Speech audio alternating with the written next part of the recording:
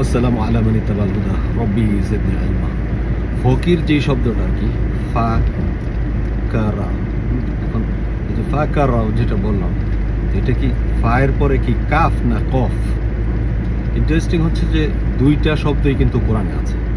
ফা ছোট কাফ যেটা হচ্ছে হাতের যে কাফ, আর র যেটা হচ্ছে বারবার।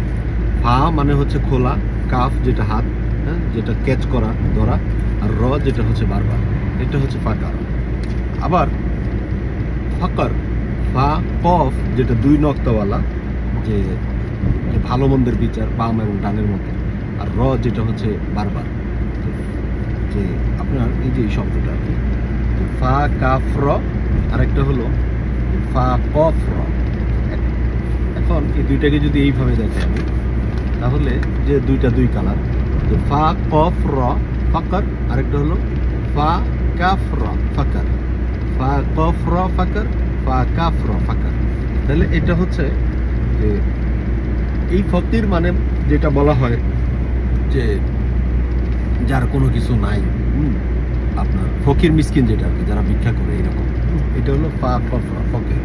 আর এটা হলো ফা কাফ র ফাকার। ফাকার মানে হচ্ছে যে এটা কোরআনের ভিতর অনেক শব্দ পাবেন, যেটা হচ্ছে ইয়াতাফাক্কারুন, যে তোমরা কি চিন্তা ভাবনা করবে না, যে তোমাদের এই যে ফা, যে তোমরা কি খুলবে না, ক্যাচ করবে না তোমাদের মাথা, হ্যাঁ। যে কাফ এবং র যেটা হচ্ছে কেয়ার, হ্যাঁ, কেয়ার করা, কিউর করা, আর এটা হচ্ছে খোলা,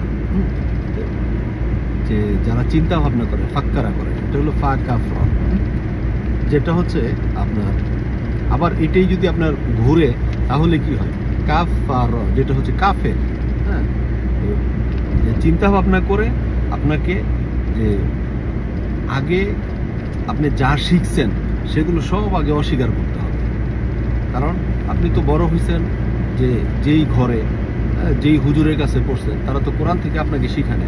যদি ইসলামের নাম দিয়ে শিখেছে, তারা আপনাকে ধরেন যে তারা যা শিখছে তাই শিখেছে। কিন্তু আল্লাহর কিতাব যদি ঢুকাইতে হয়, তাহলে আগে যেটা আল্লাহ বলছেন যে তোমরা আগে কুফরি করো তারপর ঈমান আনো, এটা হচ্ছে ফা কাফ র। আবার এটাই কিন্তু কাফ ফা র, যেটা হচ্ছে কুফরি করা।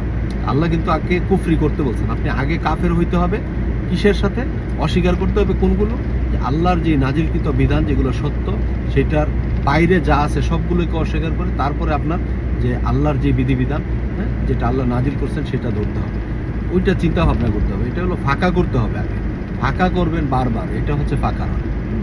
যে ফা এবং কফ, যেটা আমরা ফাঁক বলি না, ফাঁক ফাঁক, হ্যাঁ, যে আপনার যে আজকে এই অফিসটা ফাঁকা আছে, বা আজকে এই যে এখন আমি রাত্রে যাচ্ছি, যে রাস্তা ফাঁকা, তো এটাই কিন্তু ফাঁকা। ফাঁকা হইলে কি, ট্রাফিক নাই, আপনার খুব সুন্দর করে আমি রান করতে পারতেছি, এটা কিন্তু ফাঁকা। এটা চিন্তার বিষয় আর কি, হ্যাঁ।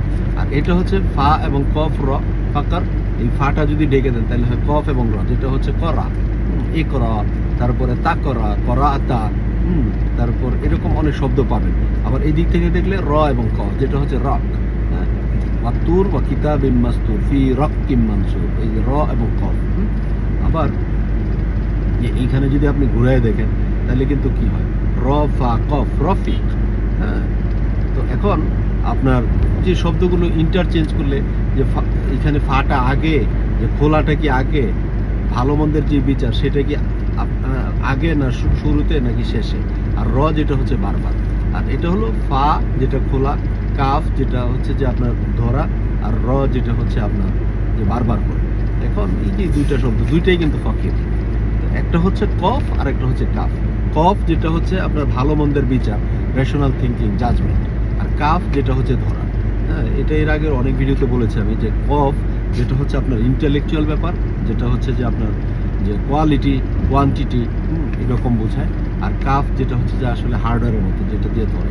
এখন ব্রেন থেকে সিগন্যাল আসে, আমি হাত দিয়ে ধরতে পারি। এখন এটা যে কোনো ব্যক্তি, বস্তু, বিষয়, সত্তা, ইনস্ট্রাকশন, এর ক্ষেত্রে দেখা যাচ্ছে যে আপনার এই শব্দটা থেকে আপনি যখন নেবেন, তখন কি আপনার যেটা হচ্ছে যে আপনি বুঝতে পারবেন যে ফাকার, যে ফকির যে শব্দটা এটা।